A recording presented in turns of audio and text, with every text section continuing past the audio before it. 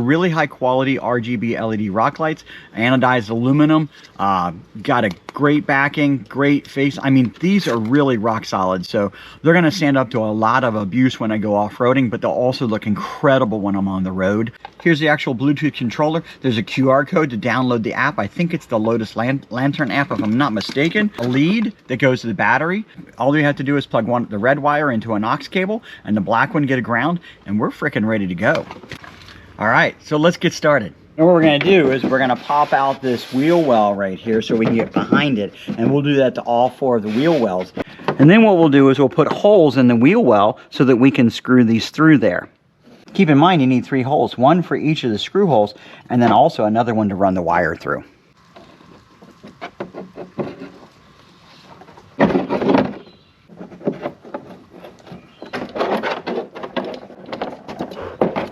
I did make my screw holes before I took the fender liner out so that I didn't have a problem poking holes in the liner. We'll start by running the cable through the big hole. Mount this one just to hold it in place.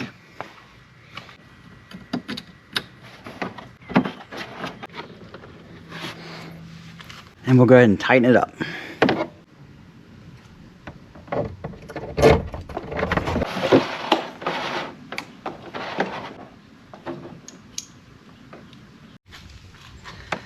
Alright, so now that we got both of the rock lights mounted up in this fender well, we need to do a little bit of cable management. So I can't tell you how to do your cable management. Everybody's going to do it a little bit differently. But what I can tell you is that you need to tuck them up out of the way so that nothing interferes with them. None of the tires, none of the shock, none of the suspension, nothing like that interferes with them. Your application may be different, but for me, I'm running mine down through the wheel well and out the bottom.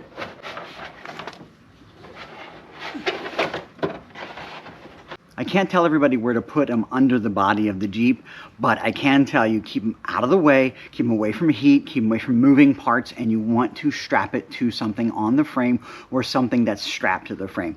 This way they don't vibrate, they don't move, and they're up really high and safe. Once I'm satisfied that I've got the rock lights in the right place in the fender well, I'll go ahead and do my cable management as you saw, and then I'll go ahead and put this back on so it's nice and neat. Now that this wheel well's done, we'll go ahead and do the exact same thing to all the other ones.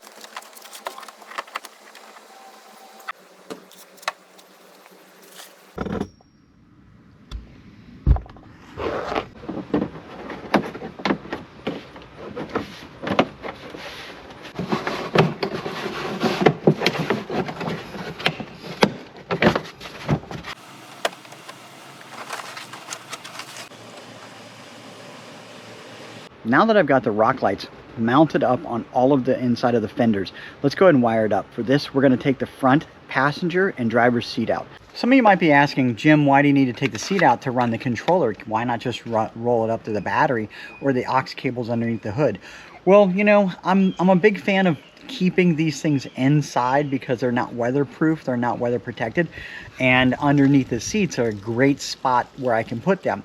Plus, I could take out the drain plugs in the floor and run the wires out to connect them up to the various rock lights. If you want to wire it up to your battery, go for it. It's got an inline fuse, so you're all ready to do it in case that's what you want to do instead. You can take these leads right here and remove the button. But honestly, I want you to be very careful because it's electrical. And so what I'm going to do is I'm going to take the plug and I'm going to split it and pull the red and black leads that are in here out and wire them directly into my aux port.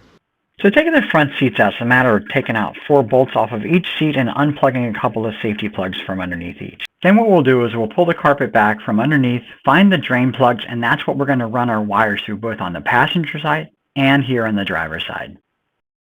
Be sure to actually run all the wires for all of your rock lights for the passenger side through the passenger side drain plug. Using this opening in the center console, we'll run the wires to the driver's side underneath this slot so that we can get them nice and clean to the other side. We'll pull the wires through the driver's side under the console, and then we'll feed them through the drain plug under the driver's side for all of the rock lights that are on the driver's side. Then we'll use the Bluetooth controller, connect up the rock lights to the power leads on each of those, and then we'll take the power lead from the Bluetooth controller and wire it up to one of the aux cables.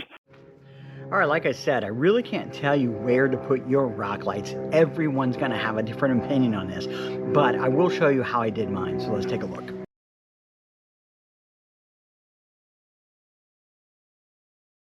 You may not have aux switch cables. You might connect it up to the battery.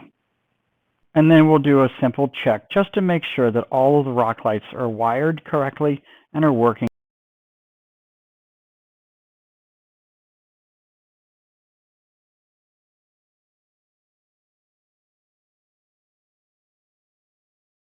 And then we'll clean up the cables and tuck back the carpet and put the seats back in.